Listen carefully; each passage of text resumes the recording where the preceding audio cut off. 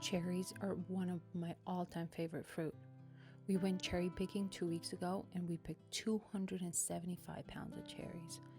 Well, that's total for a few families, but I did walk away with 60 pounds of them. Now, I can easily eat 2 pounds in one sitting, but I had to make something out of them. So I decided on scones. Personally, I've always loved the cherry and lime combination, and if you know me, you know the tight relationship I have with scones. I love to have them around anytime, all the time. I use frozen cherries because the juices are a little bit more contained and you don't end up with a total mess while making them. If you have fresh cherries, wash, pat dry, and freeze them for 30 minutes before starting this recipe.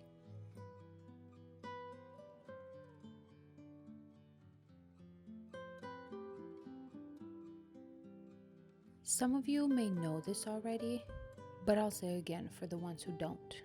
For scones, the butter needs to be cold, like very cold. As you incorporate it into the flour, it is recommended to have quite a few pea-sized butter pieces or even bigger. These pieces will melt in the oven and you'll end up with delicious tender scones.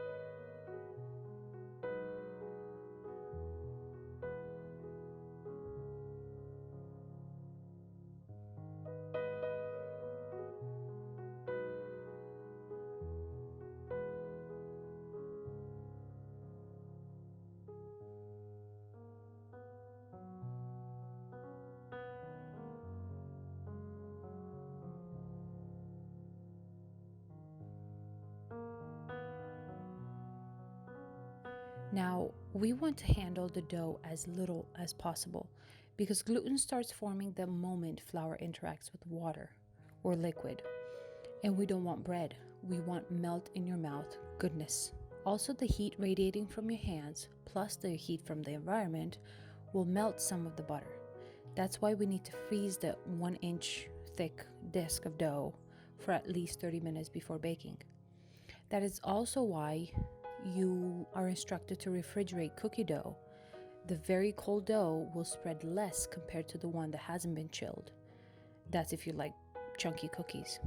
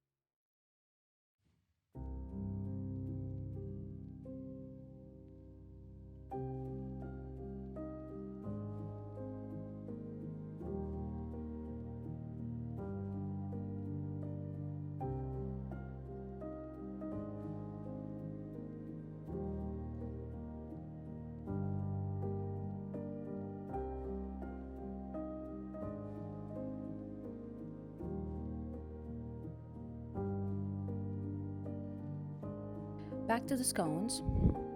Take them out of the oven when you see golden throughout the top. If you over bake scones, they tend to be more crumbly once they cool.